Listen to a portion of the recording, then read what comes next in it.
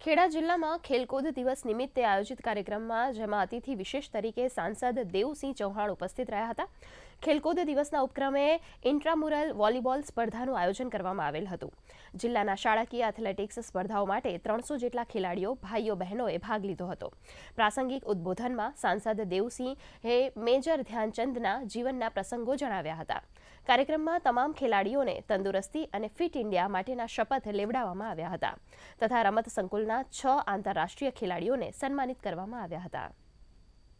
આપણે આજના આ દિને મેજર ધ્યાનચંદજીના સંઘર્ષ, સમર્પણ અને રાષ્ટ્રભક્તિને પણ નવી પેઢી સુધી પહોંચાડવાનો આજનો દિવસ છે. અને આજના દિવસે જેમ ખેલના પ્રત્યે સમાજમાં જાગૃતિ આવે, રાષ્ટ્રીય ખેલ મહોત્સવનું મહત્વ છે. ભારતના સોફ્ટ પાવર જે પ્રકારે આગળ વધી રહ્યો છે, વિશ્વમાં લોકો જેમ આપણું સ્પેસ ટેકનોલોજીમાં પણ સોફ્ટ પાવર તરીકે આજે દુનિયા નોંધ લીધી છે, એવી રીતે છેલ્લા કેટલાક વર્ષોથી રાષ્ટ્રીય અને આંતરરાષ્ટ્રીય ખેલોમાં પણ ભારતની પ્રતિષ્ઠા વધી છે.